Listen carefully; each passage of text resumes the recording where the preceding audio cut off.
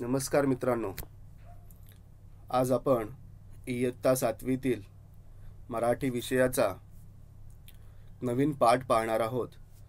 त्या पाठाचे नाव आहे पंडिता रमाबाई.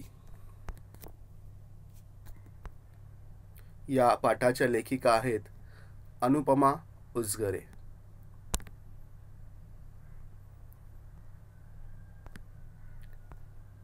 तर चला मित्रांनो, आता आपण पाठाविषयी अधिक माहिती घेऊयात.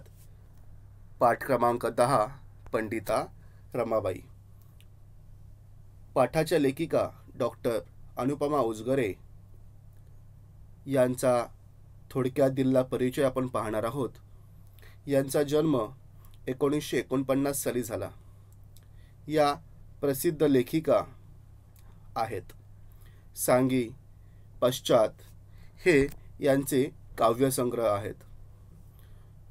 चांदणचुरा, ललित लेख संग्रह, पंडिता रमाबाई, लक्ष्मीबाई टिळक, विष्णुशास्त्री चिपळूणकर इत्यादी चरित्रात्मक लेखन तसेच महाराष्ट्राचा खाद्य संस्कृती कोश प्रसिद्ध आहे. आता या पाठाविषयी लेखिका म्हणतात, स्वतःचे संघर्षमय आयुष्य जगत असताना इतर स्त्रियांच्या आयुष्यात नंदनवन फुलवणाऱ्या पंडिता रमाबाई यांचे प्रेरणादायी वर्णन लेखिकेने प्रस्तुत पाठात केले आहे.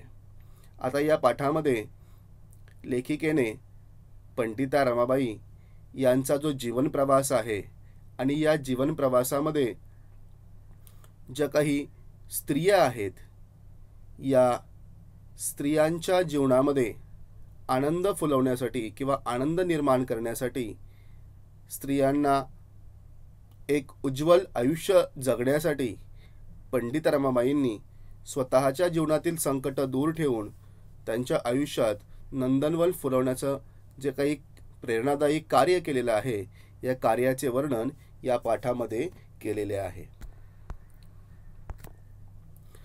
आपण पाठाला सुरुवात करूयात.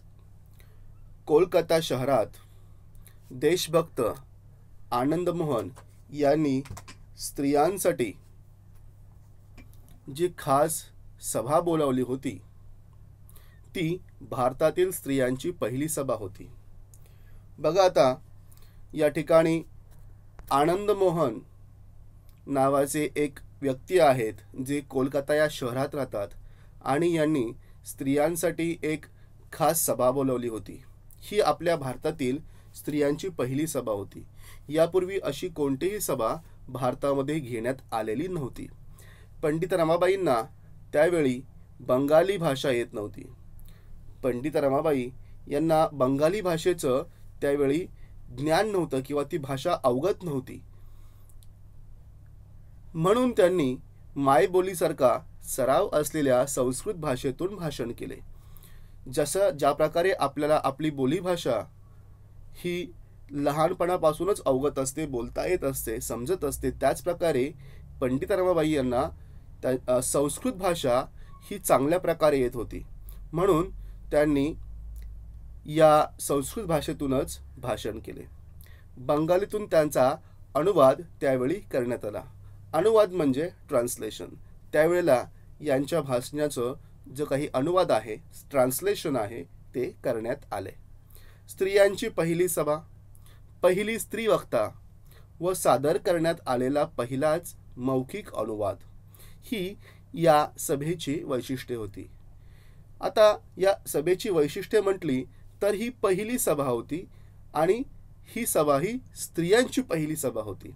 त्याचबरोबर पहिली स्त्री वक्ता होती, म्हणजे या सभेमध्ये भाषण करणारी ही पहिली वक्ता जी आहे ही स्त्री वक्ता होती. त्याचबरोबर या सभेचं अजून एक वैशिष्ट्य म्हणजे सादर करण्यात आलेला पहिलाच मौखिक अनुवाद. मौखिक मीन्स ओरली आणि अनुवाद म्हणजे ट्रान्सलेशन. ज्यावेळी पंडिता रमाबाई भाषण करत होत्या त्याच वेळेला त्या भाषणाचं ओरली ट्रान्सलेशन त्या ठिकाणी केलं जायचं, कारण समोर बसलेले जे काही श्रोते होते ते बंगाली भाषिक होते. म्हणून स्त्रीला शिक्षणापासून वंचित ठेवले जात असताना एक परप्रांतातील परभाषक स्त्री महाभारतकालीन संदर्भ देऊन स्त्रियांच्या सभेत प्रबोधन करते. ही घटनाच फार आगळी वेगळी होती.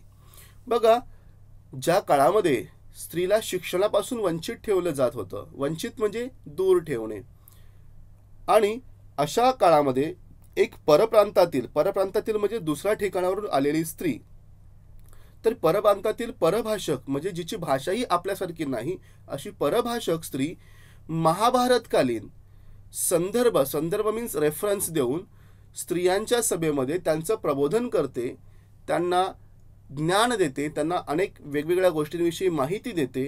ही घटना जी आहे ही फार आगळी वेगळी होती. आगळी वेगळी म्हणजे इतर कुठल्याही ठिकाणी अशी घटना न बघण्यात आलेली होती. सगळ्यांपेक्षा वेगळी ही घटना या ठिकाणी होती.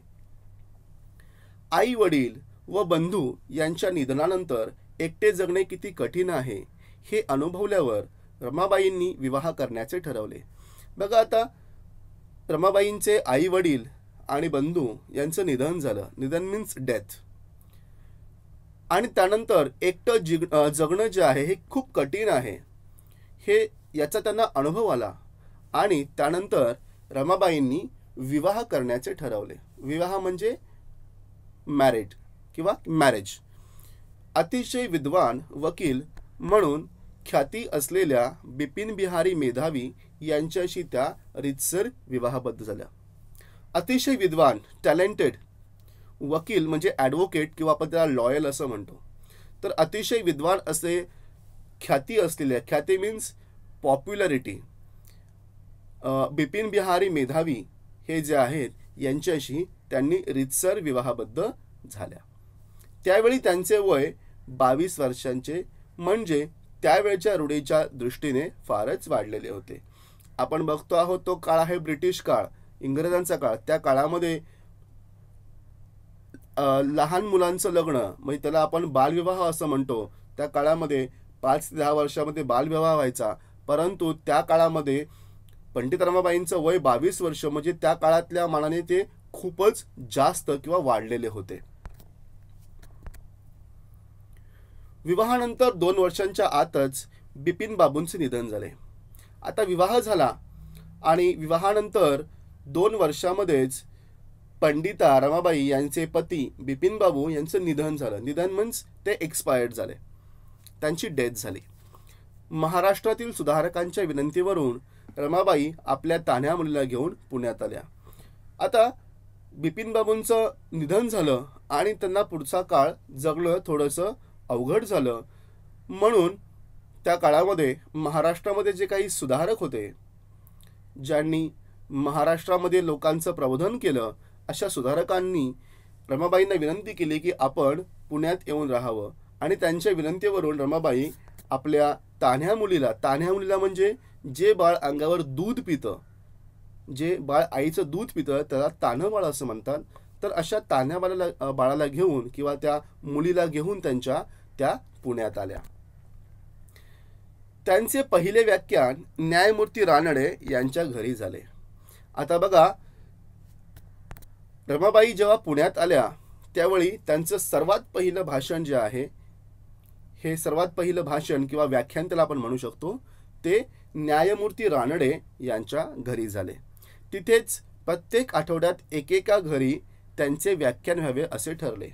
आता पुण्यामध्येच प्रत्येक आठवडा म्हणजे वीकली एक व्याख्यान प्रत्येकाच्या घरी एक व्हावं असं ठरलं. बाई माणूस बोलते तरी कशी हे पाहण्याची उत्कंठा प्रत्येक पुरुषाला लागली होती. आता त्या काळामध्ये स्त्री घराच्या बाहेर पडत नव्हती. चूल आणि मूल एवढंच ह्या स्त्रीचं विश्व असताना एखादी स्त्री कशी बोलते याबाबत सर्वच पुरुषांना उत्कंठा होती. म्हणजे त्यांना पुरुषांना जाणून घ्यायचं होतं की स्त्री कशी बोलते ती. व्याख्यानाला येणाऱ्याने आपल्यासोबत घरातल्या एका स्त्रीला आणल्याशिवाय प्रवेश मिळणार नाही, अशी पंडिताबाईंच्या व्याख्यानाच्या निमंत्रण पत्रिकेत एक अटच घातलेली असे. आता जे काही व्याख्यान असायचं, जे व्याख्यान पंडिता रमाबाई करायच्या, त्यांची एक निमंत्रण पत्रिका मीन्स इन्व्हिटेशन कार्ड असायचं. तर त्या इन्व्हिटेशन कार्डमध्ये काय लिहिलेलं असायचं, तर व्याख्यानाला येणाऱ्या प्रत्येक पुरुषाने आपल्यासोबत आपल्या घरातील एका स्त्रीला, म्हणजे घरातील कोणती स्त्री असो, आई असो, बायको असो, बहीण असो, मुलगी असो, या कुठल्या तरी एका स्त्रीला आपल्यासोबत व्याख्यानाला घेऊन यायचं, आणि जर आणलं नाही तर व्याख्यानाला किंवा त्या व्याख्यान ऐकायला तुम्हाला प्रवेश म्हणजे एंट्री मिळणार नाही, अशी त्यामध्ये एक अट असायची. अट म्हणजे कंडिशन. अशी आठवण आपल्या सासऱ्यांसोबत सभेला गेलेल्या काशीबाई कानेटकरांनी लिहून ठेवलेली आहे. स्त्रियांनी शिकले व शिकवले पाहिजे. त्यासाठी आपल्या मातृभाषेचे अचूक ज्ञान प्राप्त केले पाहिजे. बघा, पंडित रमाबाईंचं असं मत होतं की स्त्रियांनी शिकले पाहिजे. नुसतेच शिकले नाही पाहिजे, तर शिकवलेही पाहिजे. जे ज्ञान घेतलेलं आहे त्या ज्ञानाचा जो काही प्रसार आहे तो प्रसार इतरांनाही करावा किंवा त्या ज्ञानाचा प्रसार व्हावा, यासाठी स्त्रियांनी शिकवलेही पाहिजे. आणि त्यासाठी शिक्षण देण्यासाठी त्यांना आपल्या मातृभाषेचे, म्हणजे आपली जी काही मदर टंग आहे, या मातृभाषेचे अचूक ज्ञान असले पाहिजे, त्याचं नॉलेज असलं पाहिजे आपल्या मदर टंगचं. शिक्षिका म्हणून उभ्या राहण्यासाठी स्त्रियांना प्रोत्साहन म्हणून शिष्यवृत्त्या दिल्या पाहिजेत. म्हणजेच काय, तर स्त्रियांनी एक शिक्षिका म्हणून उभं राहायचं असेल तर त्यासाठी शिष्यवृत्त्या म्हणजे स्कॉलरशिप दिल्या पाहिजेत, अशी शिफारस त्यांनी इंग्रजांच्या काळात असलेल्या हंटर कमिशनकडे केलेली होती.